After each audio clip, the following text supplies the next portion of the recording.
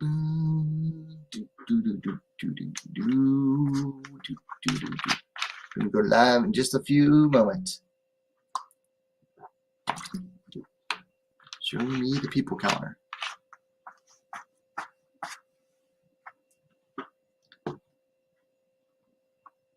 So tonight we're going to talk about the flyweights. We talked about the strawweights. We've talked about the bantamweights. We got to talk about the flyweights tonight. This might be the busiest division in the UFC right now. So I'm going to wait a little bit, probably another 15 seconds, just to see if we get some people in here. If not, we'll go ahead and start anyway. Just a few more.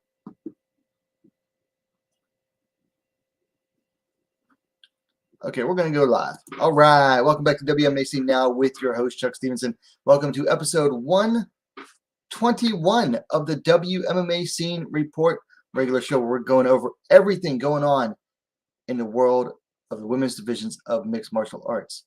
Results, news, rankings, updates, you name it, it's probably going to get discussed here.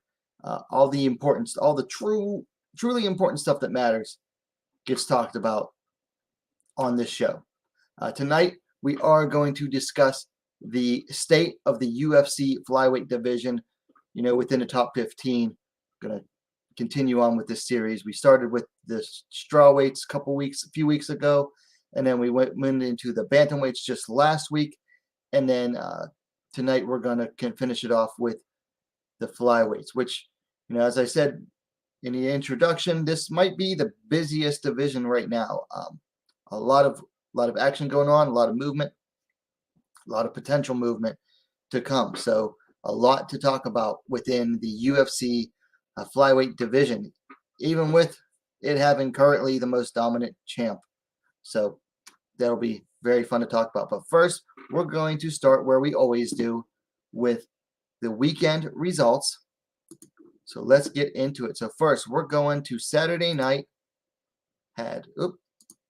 Bellator 274 had one ladies bout in the flyweight division. Deanna Bennett defeated Justine Kish via unanimous decision. Bennett climbed to 12-7. Kish fell to 7-5. Best Deanna Bennett has looked in quite a while. Very active during this fight, which was nice to see. Usually, she's very conservative, like not really trying to do a whole lot in the fight, just doing enough to win. Whereas, this fight, I felt like Bennett was doing a lot to actively win here.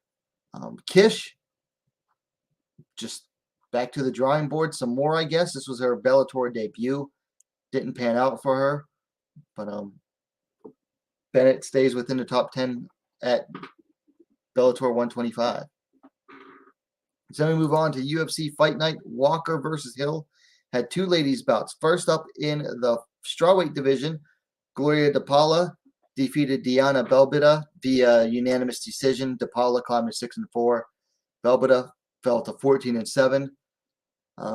I disagreed with this decision. I thought it was a very close, evenly matched fight. I disagreed with the decision.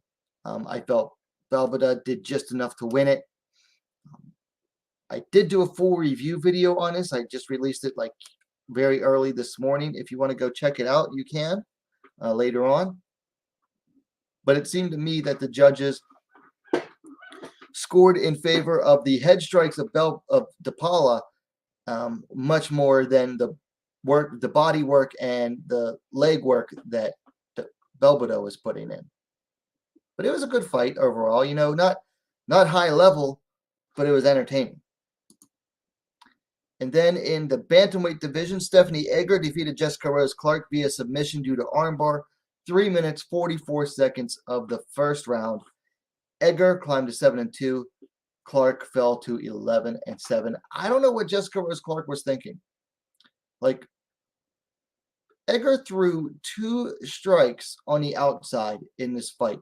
She threw a 1-2, and Clark used the opportunity as she recovered from that, or as Edgar adjusted from that, to close to the clinch.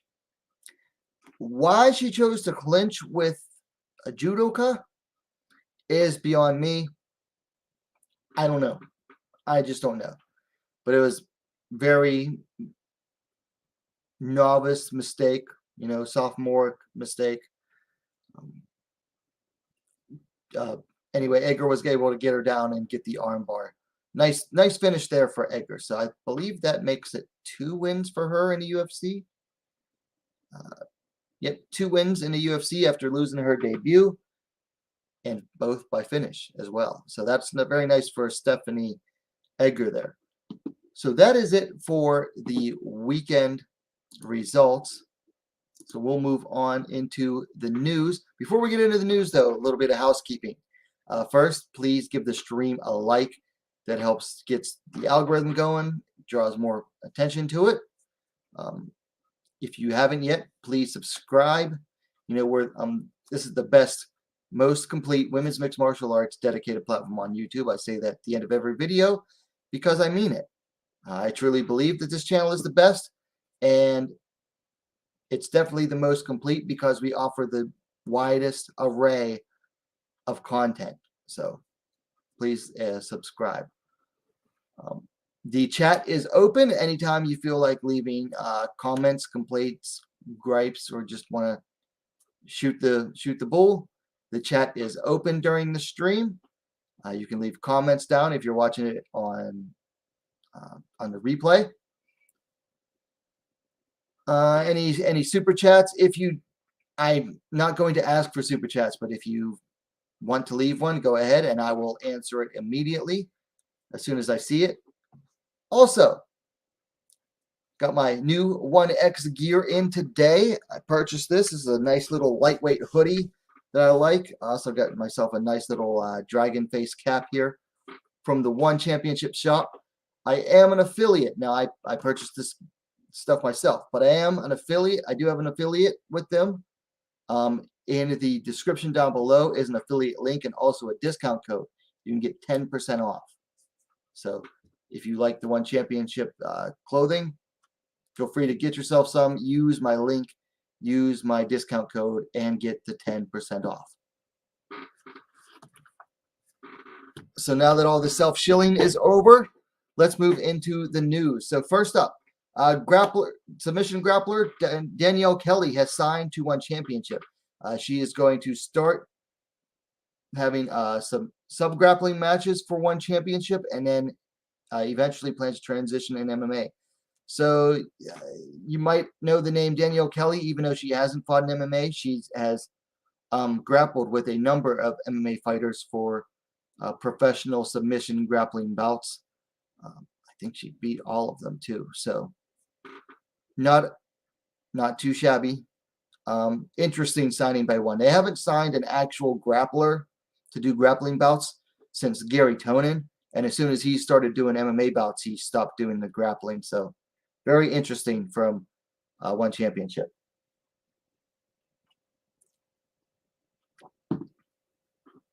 Next up, UFC has a fight night scheduled for April 16th. They just added a strawweight bout. Sam Hughes coming in at 5-4, taking on Estela Nunes coming in at 6-2. Now, I believe Hughes is 1-1 in the UFC. I think so. Could be wrong on that. I do know that Nunes is 0-1 so far. So both ladies are going to be looking to get a win there. Should make for a fun scrap. And then UFC also has a fight night scheduled for coming up in 10 days. Ariane Lipski was supposed to be facing JJ Aldrich on that fight night. She has been forced to withdraw. I don't have the reason available, but replacing Ariane Lipski against JJ Aldrich is going to be Jillian Robertson.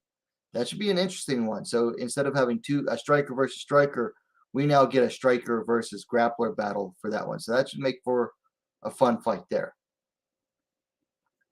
Also in the news, Polish featherweight Karolina Sobek, who is undefeated at 3-0, has signed with France's Aries Fighting Championship. I'll tell you what, Aries Fighting Championship, they're making some big moves. Now, I think it was like last year or mostly during 2020. Excuse me, they were announcing like all these contract signings. Signing all these fighters, making constant announcements, but they weren't putting on events. Well, they finally started putting on events, and now they're finally, I think they had to let a lot of those fighters go, but they're still making good signings. And I caught Sobek's last bout, and she looks fairly promising for a featherweight. I mean, undefeated so far at 3-0, so a lot of growth there, but looks pretty promising so far. Here's some unfortunate news regarding this weekend. Unfortunately, due to illness, Hannah Goldie versus Jin Yu Fry strawweight bout is off of this weekend's UFC Fight Night. Unfortunate news there. Apparently, Hannah Goldie fell ill. Don't know if it's COVID related or not. Hopefully not. But she fell ill, so the bout has been scrapped. Don't know if they'll reschedule it or anything yet. And then some more unfortunate news. Alexis Davis has been removed from the active UFC roster. So her last bout, where she actually won that at bantamweight, she finished out her contract. And it seems like right now the UFC, this is just conjecture on my part, but because they actually removed her from the roster, it seems like the UFC is not seeking to renew her contract. I kind of get it. She's getting older. She's decent enough to beat young, hungry prospects, but not good enough to really get into the position of like a title challenger. So they kind of don't know what to do with her. I mean, I'm not saying I like it because she's moved it back up to bantamweight, and bantamweight needs fighters. But from a business perspective, I kind of get it. Also, UFC Fight, man. The bad news, more bad news keeps coming. UFC Fight Night on March 12th. Mandy Bohm was supposed to be taking on Sabina Mazo in a flyweight bout. Mandy Bohm has withdrawn. Replacing her, though, is going to be Miranda Maverick. So it's going to be Sabina Mazo versus Miranda Maverick. Gotta be honest, I liked Mazo's chances a lot better against Mandy Bohm than I do against Miranda Maverick. But this is a must-win bout for both of these ladies, both Mazo and Maverick. Mazo hasn't been doing so well lately, and Maverick just took 2 L's in a row and got absolutely dominated in her last bout against Erin Blanchfield. So must-win fight for both ladies. Maverick taking it on fairly short notice. So we'll have to see. And then final bit of news here. Bellator Paris goes down on May 6th. They added a flyweight bout. Lucy Bertode coming in at 3-3. She's taking on Katarzyna Sidora coming in at 5-4. So I believe Lucy Bertode won her last bout for Bellator. And I think that was at their last Paris event. Let me see here real quick.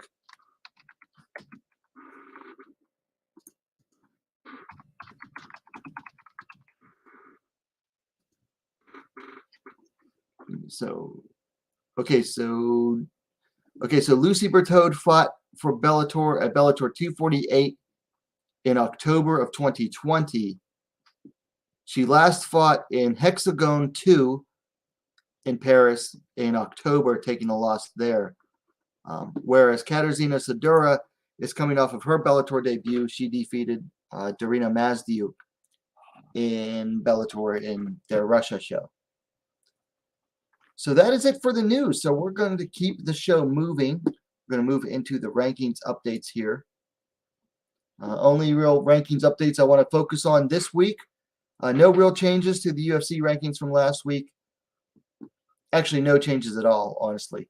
But in Bellator women's featherweight, Olivia Parker has been removed, which I figured would happen because she has a bout coming up in PFL. So Diana Silva, who was previously unranked, is now in at number 10, allowing Jessica Borga to move up to number 9. Talita Nagara, she was tied with Pam Sorensen, and she moves down 1 spot to number 8. So those are your Bellator featherweight rankings. Also, important to note for this weekend, because Bellator has a featherweight bout, Leah McCourt taking on Sinead Kavanagh. McCourt is actually ranked higher than Kavanagh at number 4, even though Kavanagh is coming off of a title defense or his title shot. So if Kavanagh wins, they'll definitely trade places. So that is it for the rankings updates. So let's move into the weekend preview. So we've got some good events coming up this weekend. A good number of them, each with, 1 or 2 ladies bouts. So first up is Bellator 275 on tomorrow. If you're in the U.S., if you're on the East Coast, it'll be tomorrow afternoon, 1 p.m. The card starts on the East Coast, which makes it, 10 a.m. on the West Coast. Check your local listings if you live elsewhere. But Bellator 275 is coming at us with 2 ladies bouts. First up is a strawweight bout. Danny McCormick, formerly Danny Nealon, taking on Stephanie Page. So McCormick is coming in at 5-0. Page is coming in at 5-3. Now McCormick obviously undefeated. Last fought 3 months ago, defeating Andre Karouche via ground and pound. Page is on a 2-fight skid, taking a loss at Hexagon 7 months ago, and then to Irina Alekseeva for Bellator 3 months ago. I believe that was at the Bellator Russia card. But Page is the elder fighter, 33-31 for McCormick. McCormick looks to be the taller fighter, 5'6", 168 centimeters to 5 feet 4 inches, 163 centimeters for Stephanie Page. So this one, I don't know why this bout is at strawweight. This bout should be at flyweight because Page was fighting at flyweight before this. And McCormick actually recently called out Valerie Lareda, who fights at flyweight. So I don't know why they didn't. And it even said, McCormick said she was willing to move up to flyweight to fight her. So I don't know why this fight isn't at flyweight. But for some reason, it's still at strawweight, even though Bellator doesn't actually have a strawweight division. As for how this fight goes, we have striker in Page versus grappler in McCormick. And out of the two of them, who is better at their game? I got to go with McCormick to win this one. Page is just not very good on the ground. And McCormick, you don't normally expect decent wrestlers out of, the British Islands or Ireland, but she's a good wrestler. She's a pretty good wrestler and has decent takedowns. So I expect her to get Page to the ground, and if not submit her, then, go for a ground and pound or ride it out to the decision. So I'm going to go with Stephanie Page to win this one. Excuse me. And you know what? I got to start writing these down. So we're going to go with Page.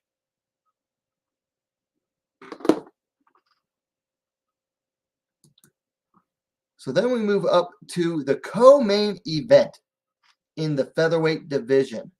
Sinead Kavanagh taking on Leah McCourt. KO Kavanagh coming in at 7-5. The Curse McCourt coming in at 6-1. Now, McCourt is coming in off of a failed title bid against Chris Cyborg, where she got knocked out in the first round. That was just over 2 months ago. Before that, she was on a 2-fight run. McCourt is on, looks like a 5-fight win streak. Oh, McCourt is on a 6-fight winning streak. She lost her pro debut and has won ever since then. Now, her most recent bout, honestly, was a very unimpressive fight against, she picked up a decision against Jessica Borka 4 months ago.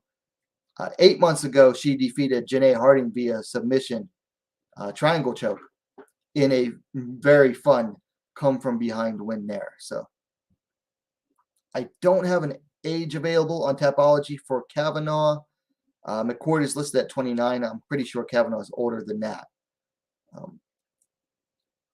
McCourt is the taller fighter, 5 feet 8 inches, 173 centimeters to 5 feet 6 inches, 168 centimeters for Kavanagh. And McCourt will have a nice reach advantage here, 69 inches, 175 centimeters to 65 inches, 165 centimeters for Kavanagh. For the future of the division, it would be better if McCourt wins this bout. I'm going to go with Kavanagh. Because in not her last fight, but her fight before that against Sinead Harding had McCourt hurt with her striking. And Kavanagh hits just as hard as Harding, if not harder. And I think that will play a big part here. The striking of Kavanagh to hurt McCourt. Now, Kavanagh does not want to follow McCourt to the ground here. McCourt is definitely better on the ground than Kavanagh from what I've seen.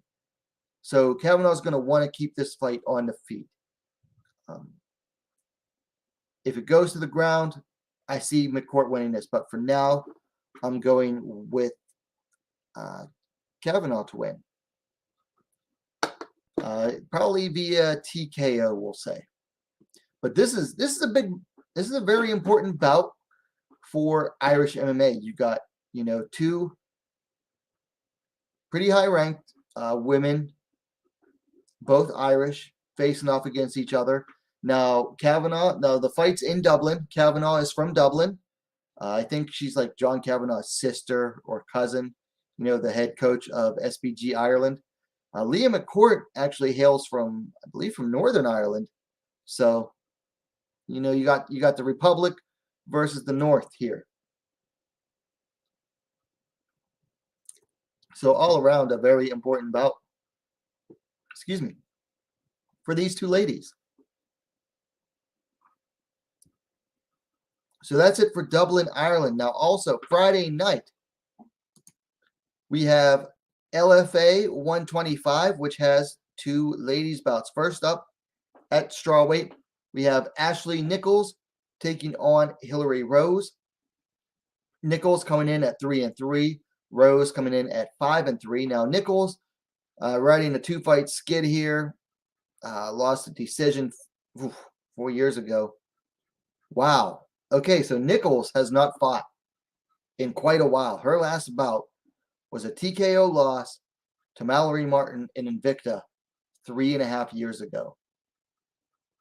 I knew her name was familiar, and I hadn't looked this up before now. But wow, she has not fought in quite a while. Hilary Rose, coming in off of a TKO loss to Elise Reed at CFFC 8 months ago. Before that, had a win 2 months before that via leg kicks, which I think I remember watching that. That was a weird win. Anyway, on to the age. Youth favors Rose, 29 to 35 for Ashley Nichols. Height, though. Nichols has the nice height advantage here. 5 feet 7 inches, 170 centimeters for Ashley Nichols to 5 feet 3 inches, 160 centimeters for Hilary Rose. No reach listed for Nichols. Rose is listed at 63 inches, 160 centimeters. Seems like Nichols is going to be the bigger fighter, but Rose is, far more active and younger. So, I guess we'll go with Hilary Rose to win this one. But I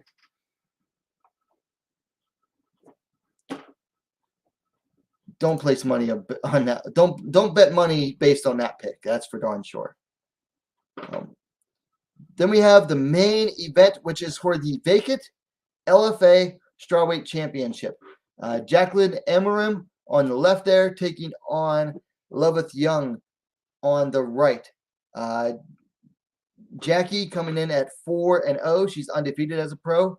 The Nigerian Terminator coming in at 3-1-1. Of course, Amarin undefeated. Last fought 7 months ago, picking up a TKO over Megan Owen for LFA.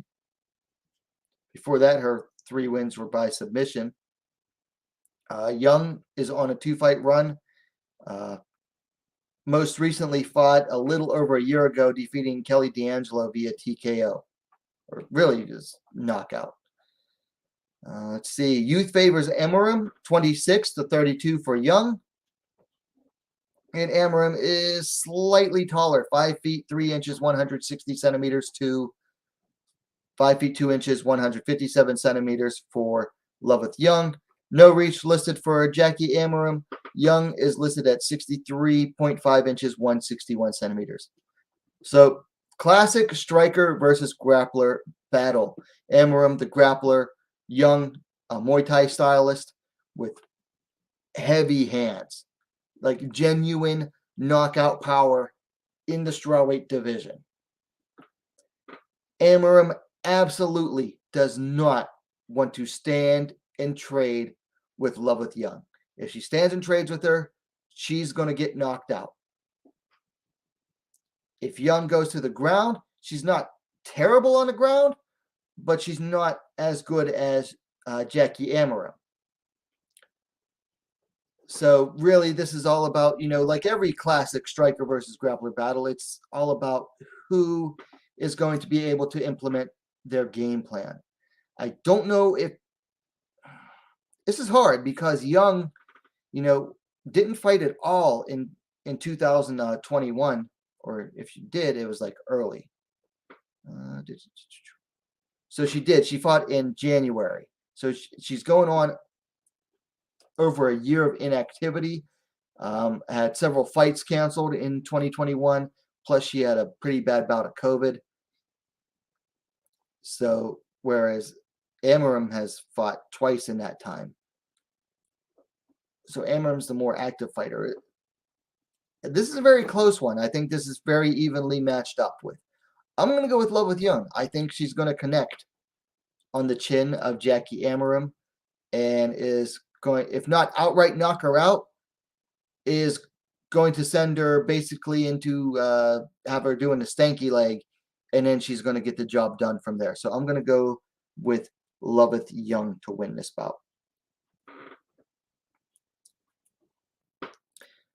So that's it for Friday night. Then we move on to Saturday. And first up, we've got Octagon 31 going down in Praha, Czech Republic at the O2 Arena. We have one ladies bout. And unfortunately, it's not listed on Tapology. But we have Lucia Pudilova taking on Priscilla de Souza. So I'm not going to go read down the stats because, unfortunately, Octagon never updated the Tapology page here. Let me see if it's on Sherdog, though.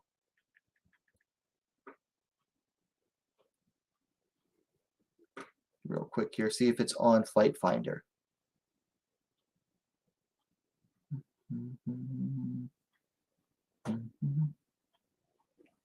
So they do have Octagon 31. Let's see if this bout's on here. Unfortunately, the bout's not on Sherdog Fight Finder either.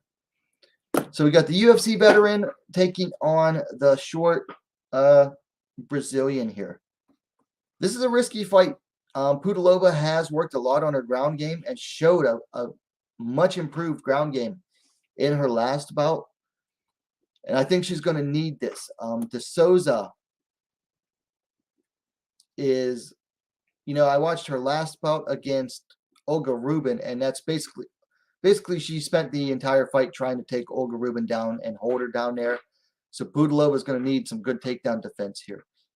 On the feet, I have it going Pudilova's way. If it goes to the ground, it's a toss-up. I mean, Pudilova has looked better on the ground lately since going to train, at SBG Ireland. I don't know if it's enough to keep up with De Souza, but I am going to go with Lucia Pudilova. That's letting my bias show through because I'm a pretty big Lucia Pudilova fan. So hopefully she picks up this win here, and if not gets picked back up by the UFC, then Octagon should have her fighting Lucia Sabova for their inaugural bantamweight title. Octagon is available at octagon.tv here. Okay, TAGON.TV. They put on good bouts. Like, you might not know the names, but the bouts are good. It is pay-per-view. I think it's like $15, $17 US. I think that personally, I think their events are worth watching. The fights are good, they're entertaining, and pretty high production values. But if it's not worth it to you, then I understand. I'm not going to blame you. Then we have Hexagon MMA 3 in Paris on Saturday. Has one ladies bout. Looks like the co-main event at Flyweight. Leticia Blot taking on Carla Benitez. I'll tell you what, this looks like an absolute mismatch on paper here. Blot is coming in at 2-0-1. Benitez, 19 wins, 15 losses, and 1 draw.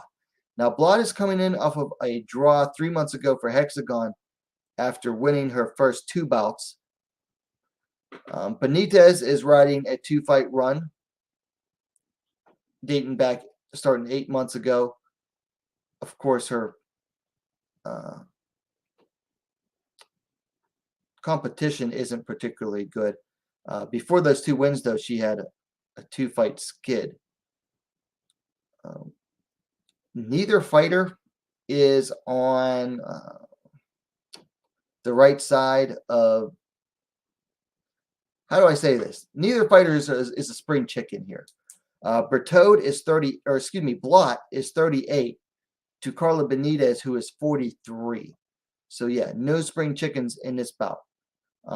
Benitez has a height advantage here, 5 feet 6 inches, 168 centimeters to 5 feet 3 inches, 161 centimeters. I honestly haven't seen either of these 2 fight that I can remember, so I'm not going to make a pick for this one. But this is Hexagon MMA 3 in Paris. I'll tell you what, the MMA scene in France is growing. You've got Hexagon and Aries are the 2 homegrown promotions. We've got Bellator going there later this year. You know UFC is eventually going to go there. I think MMA has only got legalized in France in 2019 or 2020, and the scene has already, I don't want to say exploded, but it's definitely making a good account of itself so far. So then finally on Saturday night, we have UFC Fight Night, Makhachev versus Green. We have 2 ladies bouts. First up, a featherweight bout. Josianne Nunes taking on Ramona Pasquale.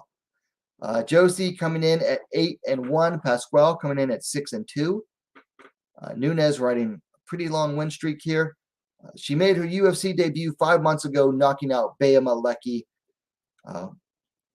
with a 1-punch knockout in the first round. Pasquale riding a 4-fight win streak. She last fought a little over a month ago, defeating Shamir Peshwa via TKO and Invicta. Let's see. Nunes is the younger fighter, 28-33, although you wouldn't guess it by looking at them. Pasquale's the taller fighter, 5 feet 7 inches, 170 centimeters to Nunes, coming in at 5 feet 2 inches, 157 centimeters. The reach, though, is oddly reversed here. 67 inches, 170 centimeters for Nunes to 66.1 inches, 168 centimeters for Pasquale. So not really reversed, but fairly even compared to the big height difference. So Pasquale coming in on very short notice. This bout got announced last week. Nunes was supposed to be facing Yanan Wu. First, she was supposed to be facing Yanan Wu, and then she was supposed to be facing Jennifer Gonzalez, who is already cut from the UFC due to a dispute with USADA that I'm not going to go into here. As far as this fight goes, I'm putting my bias aside. I'm a Pasquale fan. I've been following her since something, I want to say like 2016. I want to say 2016, 2017. 2017 when she fought for Road FC. But I'm picking Nunes to win this one here. Let me write that down. Nunes. Pasquale's taking this fight on very short notice. Has not had time to really prepare for this fight. The whole reason this fight is happening at featherweight is because of Pasquale taking the fight on short notice and not having enough time to get the weight down. So Nunes coming in shape. She's prepared for this bout. As far as skill goes, if you were to ask me who was the overall better fighter, I'd probably say Pasquale. I'd say that skill-wise, Pasquale is definitely at a higher level than Nunes has faced in the past, having watched several of Nunes' fight videos. But being better prepared, I think Nunes is the faster fighter. Like, her striking isn't the cleanest, but she's very aggressive, which is going to help her. Both of these fighters fight pretty aggressive. But Nunes is faster. She has that one-punch knockout power. I'm cheering for Pasquale, but I'm going to go with Josianne Nunes to win this one. So we've got 7 people watching. The chat room is open. If you want to participate in the chat, feel free to, because I'm getting kind of bored just talking to myself right now. Then on the main card at Flyweight, we have Priscilla Catchweighta taking on Jian Kim. So Zombie Girl coming in at 10-4. Fire Fist coming in at 9-4-2. Both fighters coming in off of a loss here. Catchweighta got submitted by Jillian Robertson about 2 months ago. Jian Kim on a 2-fight skid here to Alexa Grasso a year and 4 months ago. Most recently fought and lost to Molly McCann via decision 5 months ago. Let's see. Catchweighta's 1 year older, 33-32 for Kim. They are the same height, 5 feet 7 inches, 170 centimeters. And then the reach advantage goes to Jian Kim. No surprise here. She's got super long arms, 72 inches, 183 centimeters to 65 inches, 165 centimeters for Catchweighta. I think this will be a fun bout.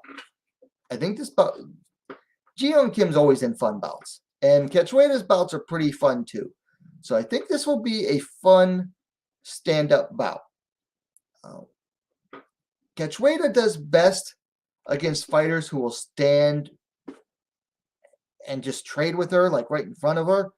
I think Kim is definitely smart enough to know, I think, to stay on her toes, not move around a lot. She definitely has the head movement. If you were to ask me who definitely hits harder here, I got to go with Catchweighta. Who's the overall more skilled fighter? I think it's about even. They're both at the bottom, the very bottom rung of the flyweight division. I think Catchweighta makes better adjustments in fight, just simply because she does make adjustments in fight, whereas Kim doesn't really make adjustments in the fight. I watched an interview recently with John Young Ko, interviewed Jian Kim. She said she wants to go full out in this fight. Like she's been holding, like her last bout, she felt like she held back, and she does not want to. I think it's smart to do that, but I also think it's going to be very dangerous against a dangerous striker like Priscilla. I think she does need to go all out, but I also think that like I said, she needs to stay mobile. She needs to stay on her toes.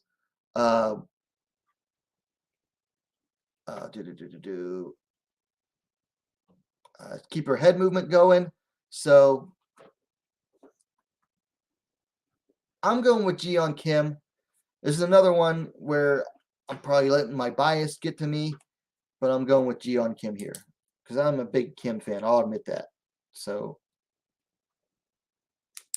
either way, I'm hoping for Kim to win. We got Judy V in the chat. A long time no see, Judy says, Chuck, I've been MIA of sort for a minute.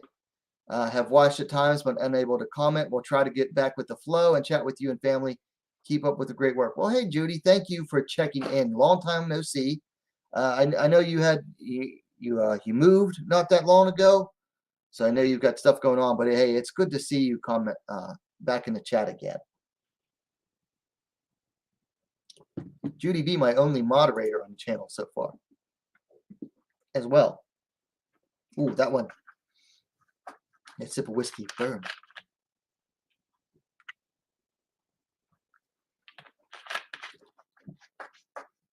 Okay, so I believe. All right, so that is it for the weekend preview. So, like I said, we've got some good fights going on this weekend. But now let's get into some discussion time. I want to talk about the UFC Flyweight division. Because, like I was saying at the start of the show, this division is on fire lately. It's got good fights. It's got some young prospects coming in, moving up the ranks fast. It seems like some of the old heads, as the young kids would refer to them, are getting ready to move out and on. We just had a retirement from this division, so this division right now is seeing a lot of movement. And definitely time to talk about the UFC Flyweight division. So we're going to take a look at it. We're going to start at the top, start at the champion, Valentina Shepchenko, and we're going to move all the way down the rankings from Jessica Andrade at number 1 to Erin Blanchfield, who just joined the rankings last week at number 15. But man, you look at this division and it is a good mix here. You've got some veterans. You've got some younger fighters. You've got some young people who are young but still veterans. And then you've got some fighters that aren't as experienced and are young and hungry. So this is, I'm not saying that this division is better than the strawweight division, but I definitely see why some people hold that opinion.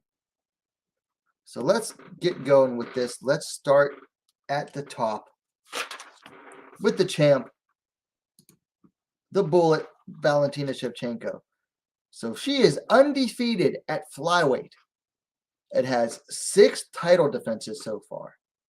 I believe that is either the tie or the record for women's title defenses. I believe it's tied with Ronda Rousey right now. So one more title defense, and she'll have beaten the record for women's title defenses in the UFC. Her last bout was in September, where she defeated Lauren Murphy via finish in the 4th round. Right now, she is not currently scheduled. So let's be honest. And I'm saying this as someone who is not a Shevchenko fan. I appreciate her skills. I'm just not a fan of her fighting style for the most part. She is absolutely the very definition of a dominant champ. So right now, the rest of the division is busy playing catch up, which happens because this is a young division, and we've seen it in the past, like with strawweight or with bantamweight, where the division gets started and someone rises to the top, and they are very dominant for a minute, and then eventually they'll fall off. Now, right now, it doesn't look like Valentina is going to be falling off anytime soon, but you just never know.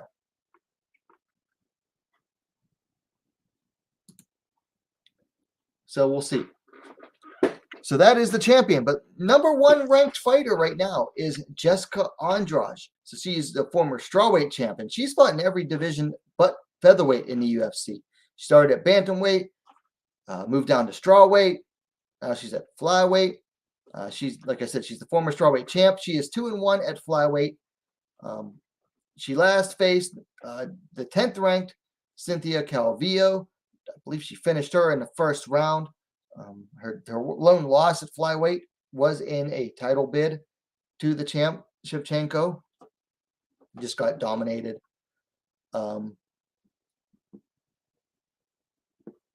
So unfortunately, it seems like she's moving back down to strawweight because Andrade's next bout is going to be against the number 10th ranked strawweight, Amanda Lemos, and that's going to go down. I don't have the date written down here. Sometime in the next few months, she's going to be facing the 10th ranked flyweight or strawweight Amanda Lemos. So it looks like Andrade is done with strawweight, or excuse me, with flyweight for now. Maybe she thinks she can get back down to strawweight and title for the belt again. Now that Rose is the champ again down there, and she's 1-on-1 with Rose Namajunas, maybe she thinks head back down to strawweight and challenge for the title again. I don't know, but she's moving back down to strawweight. So as soon as that happens, pretty much the whole rankings here at flyweight are going to change, and everyone's going to move up by one spot. But Andrade, she came up to flyweight and made her mark early. I mean, took out Katlyn Chookagian via TKO. Of course, she immediately got a title shot. Unfortunately, it didn't work out for her. And then took on Cynthia Calvillo and made easy work of her. So in her wins at flyweight, she made easy work of everyone. But honestly, if you were to ask some of the flyweight fighters, I bet they're not disappointed she's moving back down to strawweight. So now we move on to number 2, Katlyn Chookagian.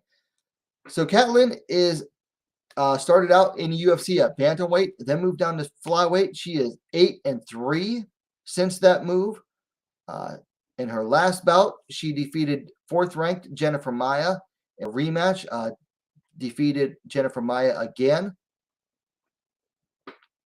That was back on January 15th, so very recently. Now, Chookagian is currently testing free agency. UFC did not offer her a new contract after her last bout, and her bout against Maia was the last bout on her contract. So, excuse me, we'll have to see if they offer her a new contract. I'll be disappointed if they don't. I feel like Chookagian is a very necessary player in this division, an important player in this division. So if they don't end up offering her a new contract, I'll be very disappointed. But we'll have to see what happens with her. Right now, Chookagian is at that spot where she already lost to the champ. So now she's basically got to clean out everyone else in order to justify another shot. From what I've seen so far, I don't see the improvements that need to be made for her to beat Valentina. But we won't know unless that rematch happens. So Chookagian is a free agent, but she is still listed on the roster for now. Then we have 3rd-ranked Lauren Murphy. So Murphy is a former Invicta champ at bantamweight, came to the UFC at bantamweight, was probably on the verge of getting cut, joined the Ultimate Fighter season that introduced the flyweight season, and has been fighting at flyweight since then. She is currently 6-2 since moving to flyweight. She last fought and lost to the champion, Valentina Shepchenko, in September. She does have a bout coming up. She's next going to face the 8th-ranked Miesha Tate, the 8th-ranked bantamweight Miesha Tate. I don't have that. My apologies. I don't have that thumbnail up there. But Murphy is going to face the 8th-ranked bantamweight Miesha Tate where I have it, on May 14th. So she is welcoming Miesha Tate to flyweight. So Murphy's one of those fighters. She's one of those fighters that people just don't really talk about other than when she's fighting. A lot of people don't give her enough credit. Murphy is one of those fighters. She's not, other than the champ who blew her away, and honestly, I thought she could have finished her in the 1st or 2nd round. But other than that, Murphy is one of those fighters. Like, she's not going to be an easy win for everyone. She is grit personified. You go into a fight with Lauren Murphy, it's not going to be an easy fight, win or lose. You're in that bout for the long haul. So I think people just don't give Lauren Murphy enough credit. And I think she has a very good chance of beating Miesha Tate. Because for one thing, Miesha Tate has never actually fought at flyweight. So we don't know if she'll actually make it.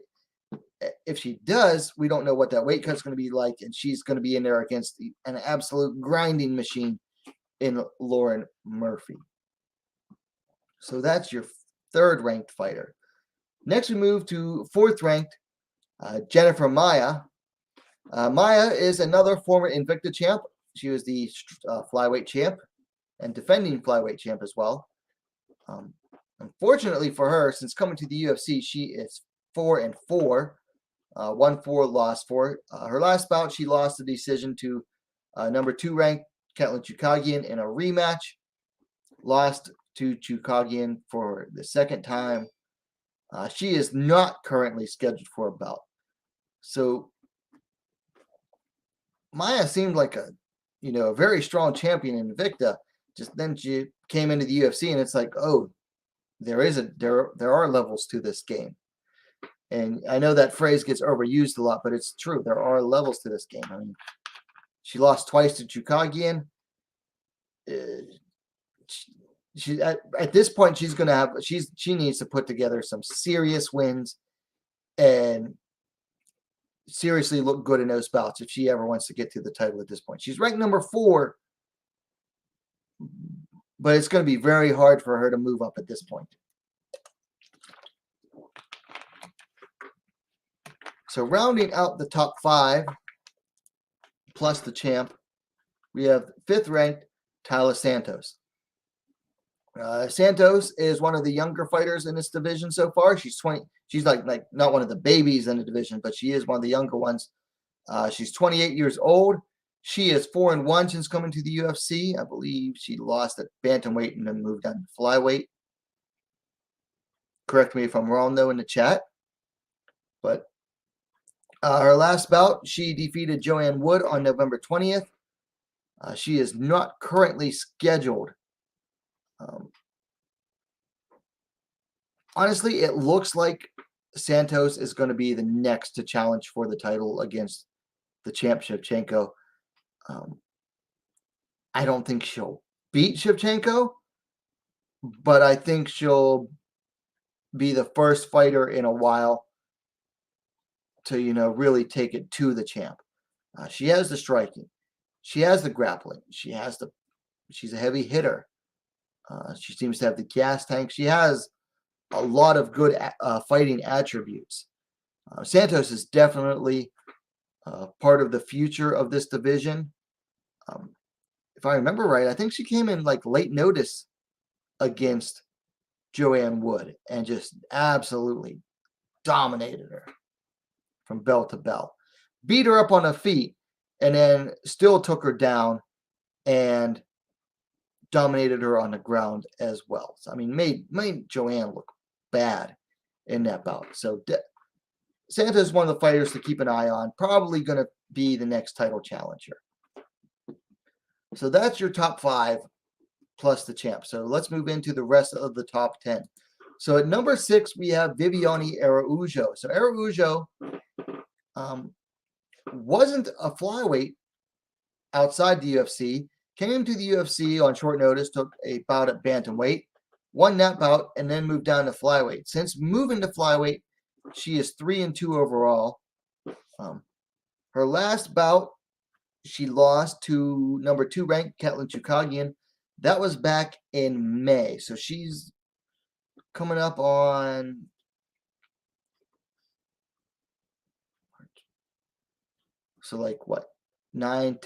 10 months. No activity. She does have a bout booked, though. She's going to face number 8th ranked Andrea Lee at a UFC Fight Night on May 14th. Araujo is a very flawed fighter. She has good hand speed, and she has power in her hands. Very nice boxing. Looping punches, but they work for her. But she is flawed. Her gas tank lasts a round and a half at absolute best. So every fight she goes out there, if it goes past the first round, she's gassed. And I don't think she's finished anyone since coming to flyweight. So, yeah, she basically gasses out in all of her fights. If she doesn't fix that, I don't see her ever challenging for the title, because fighters who can outwork her and, have that gas tank are going to beat her. If she can fix her gas tank issues and learn that, hey, not every strike needs to be thrown at full force, then she can definitely, she might have a chance. As for this bout against Andrea Lee, I think this is a good one. Lee has shown some trouble with her gas tank in the past, not recently, but she definitely has the style where she can outwork and outthrow Araujo. And she's gritty enough to get past the first round. So I think this will be a very interesting bout coming up here. But yeah, for Araujo, if she ever wants to challenge for the title, she absolutely has to fix her gas tank issues and stop throwing. And big part of those issues, like I said earlier, she throws every punch, almost every punch, at full power, and she has to learn to stop doing that. So moving on to number 7, Joanne Wood, formerly Calderwood. She is 3-2 since moving up from strawweight to flyweight. Or no, I'm sorry. That was Viviana Araujo. Unfortunately for Joanne, she is 1-3 in her last 4. She does have a bout booked. She is going to face number 11th ranked Alexa Grasso on March 26th. I'll be honest about Joanne. I think she's on her way out. She's in her mid-30s. She just got married not too long ago, and she's already talking about retirement. She's got only a few bouts left. She is absolutely on her way out. She was close to challenging for the title a few times, mostly by being highly ranked. Now that she's lost some bouts, she's further down the rankings. She's down to number 7. I think Joanne's on her way out. Now, can she beat Alexa Grasso? Yes. Will she beat Alexa Grasso? I don't know. I just don't know at this point. Because I think she already has her mind set on retirement and getting preggers. So we'll have to see when that bout comes.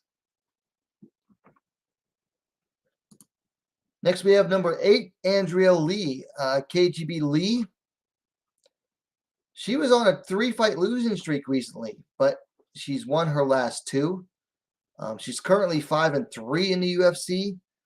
Her last bout, she defeated 10th ranked Cynthia Calvillo back in November. She does have a bout scheduled. Like I said earlier, she's facing Viviana Araujo on May 14th. So Lee seemed like she was on her way down and out for a little bit with those 3 straight losses. I mean, came in the UFC, won 3, lost 3, and now she's won 2. So it seems like she's back on the rebound.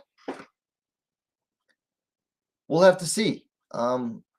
She's got to get past Araujo. She's got to get past that first round, and she has to absolutely, throw some volume. And I think Araujo is a really good fight for KGB Lee to make her mark on and show that, yeah, I am back, and I'm going to get into title contention here. We'll have to see, though.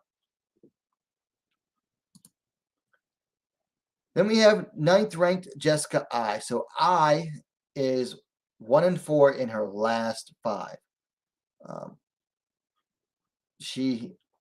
Jessica I is on her way out of the UFC at this point. She was never very good at bantamweight. Always talked about flyweight being her natural division. UFC opens up flyweight. She moves down. Won her first few bouts. Excuse me. But and then went to crap since then. I mean, of course, getting the head kicked into oblivion by the champ doesn't help things. So she did challenge for the title, made it to the second round, and then got one of the most brutal knockouts in women's MMA history. But I think she's on her way out. Unfortunately, I think she just spent too much time at bantamweight, and time passed her by before she could move down back to her natural weight class of flyweight. I is next set to face 13th ranked Manon Fiorot at UFC 272. That goes down March 5th. Honestly, this is a must-win bout for both ladies. For Fiorot, you don't want to lose to someone with I's recent record. For I, you don't want to be 8th ranked and then lose to number 13. If she loses this next bout, she's likely out. So as far as the title picture is concerned, has nothing to do with the title picture. Moving on, we're closing out the top 10. Cynthia Calvillo. So Calvillo is 3-3 since moving up to flyweight. Before that, she had spent her UFC career, I should say, at strawweight. Moved up and is now 3-3 since then. She most recently lost to 8th ranked Andrea Lee in November. She's not currently scheduled for a bout. I think she might be moving back down to strawweight though, and honestly, at this point, probably better advised that she moves back down to strawweight. Now, she had trouble making the weight before, but I truly believe that if she wants to get going and have a chance to like really move up and do big things, she's better off moving back down to strawweight. She's got to do a lot of other things besides that, but I think she'll have a better chance down at strawweight if she can get her weight down properly. So that closes out the top 10. So let's close out the top 15. So we move to number 11, Alexa Grasso, one of my personal favorite fighters. Grasso is 2-0 since moving up to flyweight from strawweight. Her last bout, she defeated 14th ranked Macy Barber. That was in February of last year, so she's going on a year of inactivity. Injuries, I think she caught COVID, maybe. I can't remember. But she was supposed to fight late last year and had to drop out. But she does have a bout scheduled. She's facing, number 7th ranked Joanne Wood on March 26th. Brought that thumbnail up previously. I think she has a good chance of beating Joanne. Like I said, I think Joanne's honestly on her way out. And Grasso, when she wants to, she can be very aggressive. And if she can get aggressive and get in Joanne's face and start teeing off on her, that is her best chance, because Joanne does not like battles in the pocket. Joanne likes to stay out on the outside and tee off on her opponents, whereas Grasso has the footwork, I believe, to move in and out and get into that pocket and just start teeing off on Wood. So I like that chance, and that'll be a good chance for Grasso to move up into the top 10. So moving on to number 12, we have Casey O'Neill. Casey O'Neill is one of the young up-and-comers in this division.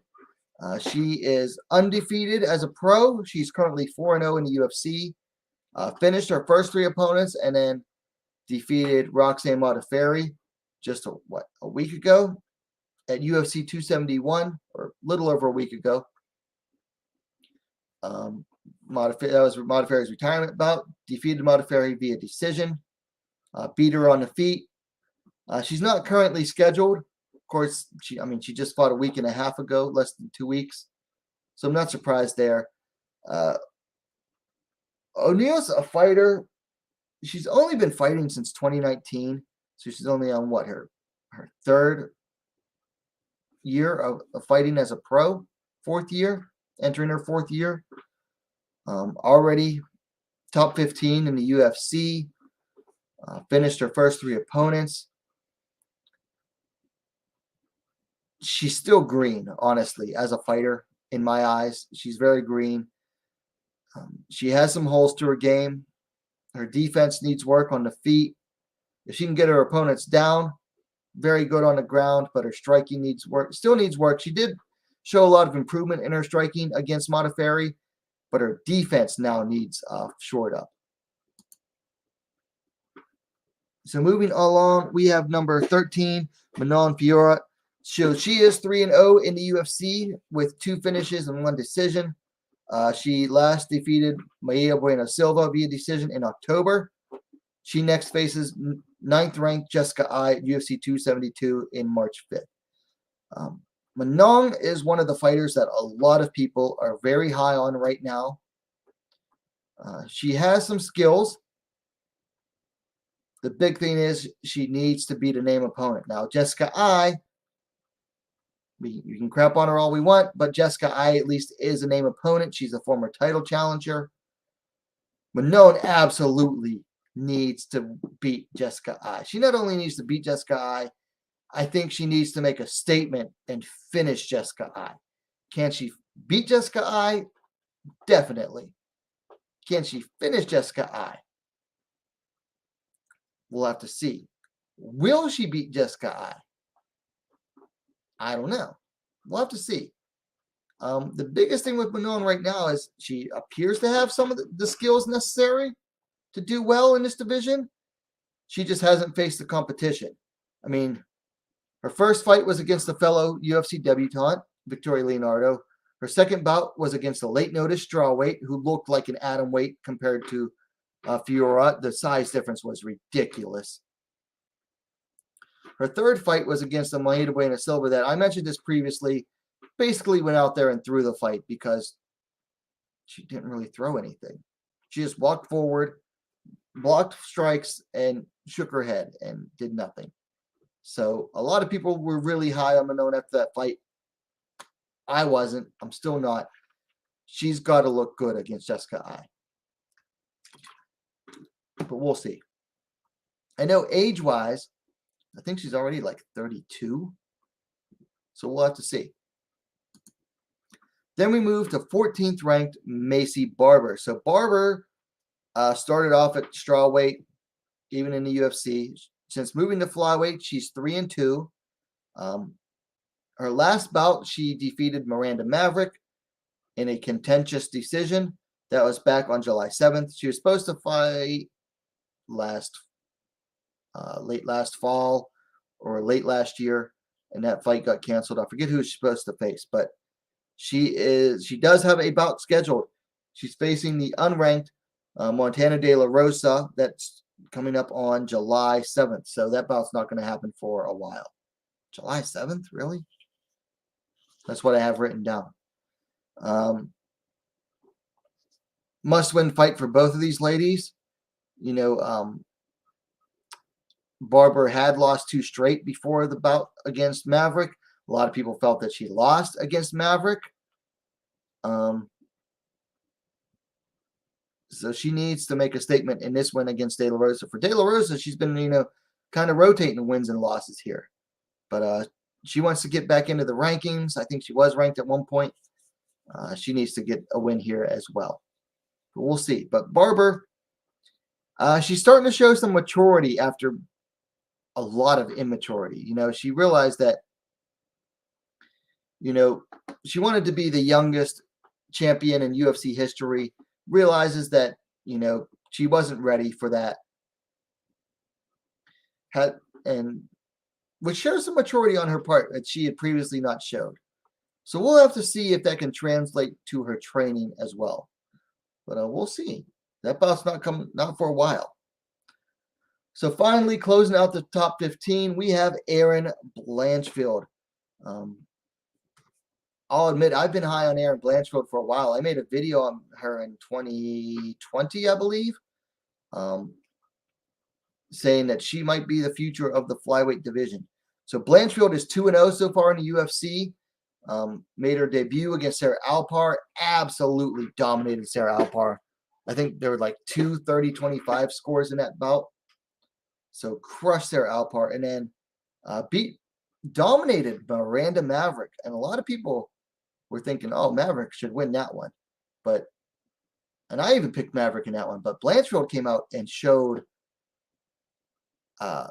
elements to her game that we had just not seen, or I won't say that we hadn't seen them, but she just looked really impressive against Miranda Maverick in her last bout. Looked a lot stronger than I figured too, because you see Maverick and she's all yoked up, whereas Blanchfield's like in shape, but not like muscular and super muscular or anything. Blanchfield just showed how strong she actually is in that bout and dominated Miranda Maverick. Now, Blanchfield is not currently ranked, but I think fighters like Santos, Grasso, O'Neal, Fiorot, and Blanchfield, they are the future of this division. Blanchfield, she's still young. I think she's only 21. Hasn't even had, I don't think she's even had 10 fights yet. Let me check real quick here.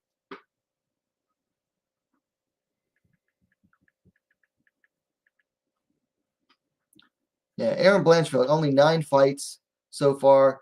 She's 22 years old, so very young, has a lot of growth potential, and shown a lot of growth, too, in the short time that she's been fighting, because she only turned pro in 2018. So definitely she is the future of this division. So that is it for the look at the UFC flyweights, the state of the division, as it were. This division is absolutely popping right now.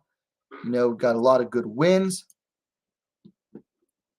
A lot of young up and comers in this division. We've got some experienced veterans so far. So this division has a very bright future, and it's come a long way in a very short amount of time too. So, which isn't that surprising. So we'll go ahead and close out that segment.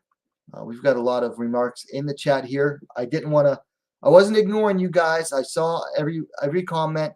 I just didn't want to interrupt the segment. That way the chats aren't included when I clip it later on. Judy says, ready to start blocking, just messing. Scott Siegel, welcome to the chat. Says, recently caught you for the first time on YouTube.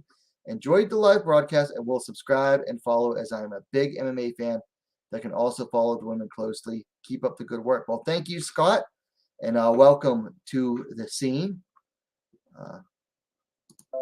The brother man in the chat says, sup, Chuck? What's up, everyone? What's up, the brother man?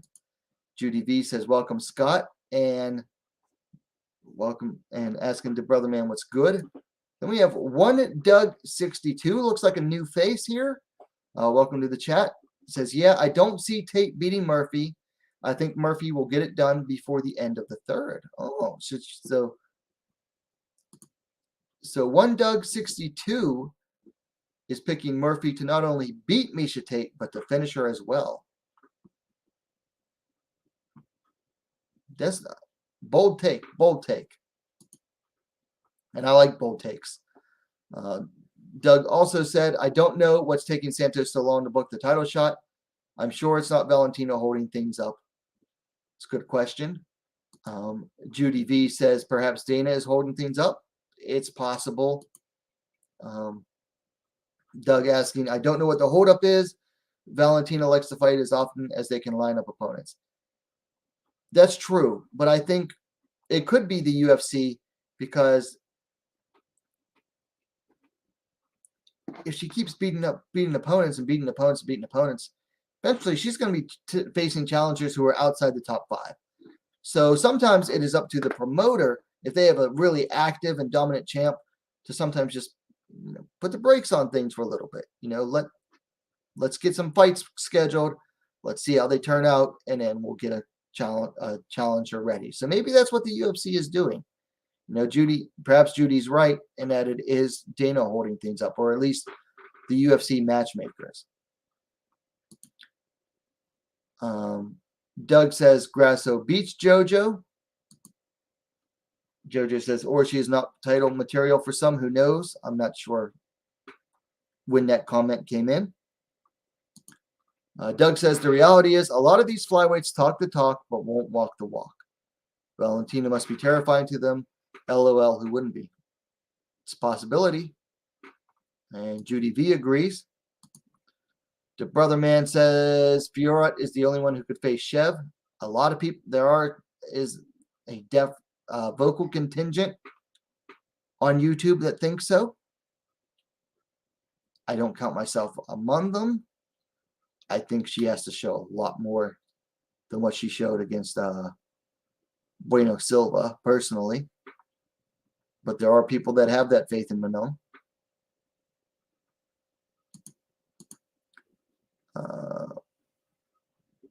Doug says, I don't think Manon Fiorot is quite ready for Valentina yet, but she's kind of running out of time. She's older than I thought, 32. She might get a title shot after maybe 3 consecutive wins. I think with her first two wins coming via finish, the UFC was certainly ready to start moving her up because, you get finishes and you're going to move up the ranks faster. And the UFC is going to want to move into France eventually. They haven't yet, but they're going to. And Fiorot is going to be one of those fighters that they're going to use to move into the French market.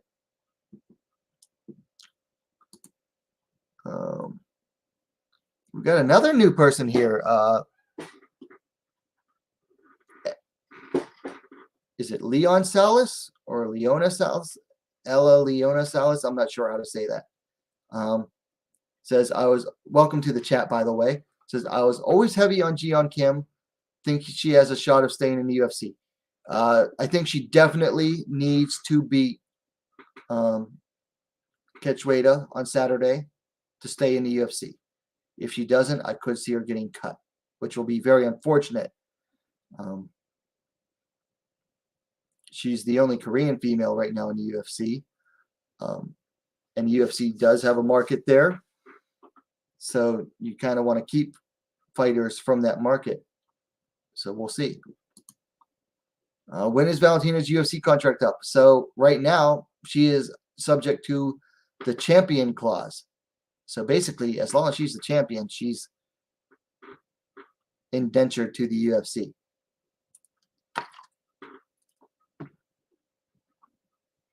Lil Seal says Leah McCourt or Sinead. So I picked Kavanagh to win that bout earlier. Welcome to the chat, Lil Seal. So we've got some new people in the chat tonight. Very nice to see. Welcome to all of you. Welcome to the scene. The brother man says Jian Kim has been training harder. This is her last chance if she loses Catchweight on Saturday. I have to agree. She has definitely been training very hard. She was training hard to face. She's supposed to face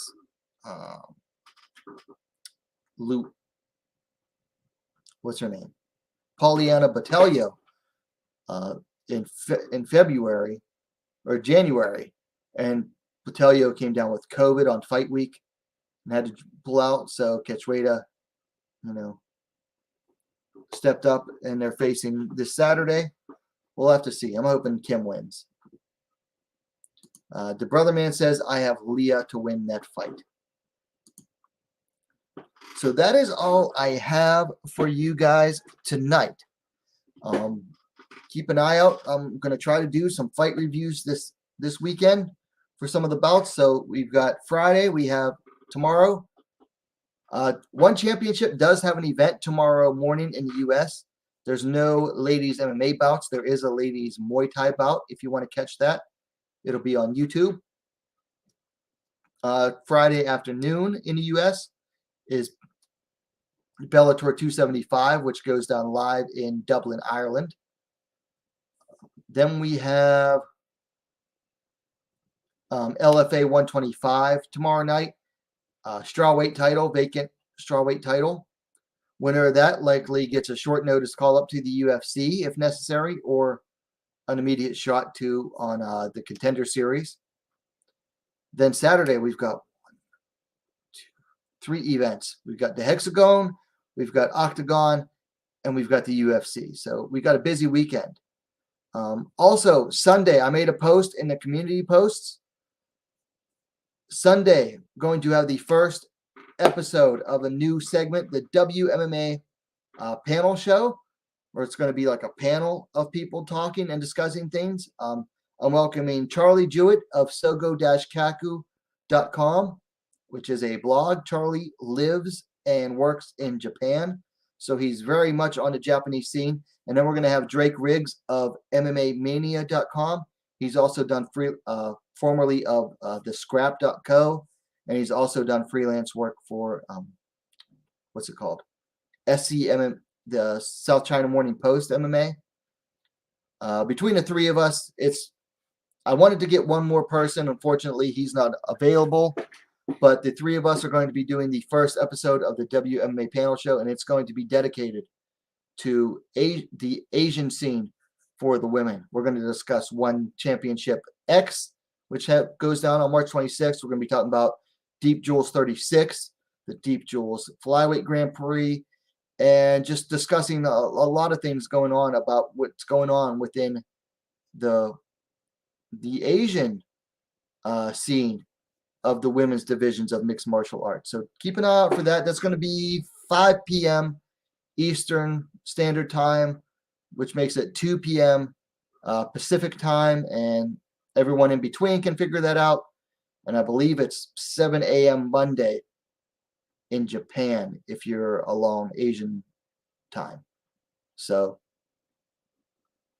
should make for a very good show. I'm gonna work hard to prepare for that one. Going to try to get some fight reviews done this weekend too for these fights. I did a review already for the 2 UFC bouts for last weekend. The last one I dropped late last night for Belbada versus DePaula. If you haven't go check those out yet, go check those out. The flyweight section will be clipped probably by the end of this weekend, and it'll be its own section. So keep an eye out for that. If you came in late, you can check it out in its own video. Anybody else have anything left in the chat? Go ahead and say anything. Go ahead and say it now while I get ready to close up. So if you haven't yet, please like the stream. That's the likes, honestly. Interaction, channel interaction is what gets the algorithm going. It's what gets the algorithm going in the channel's favor.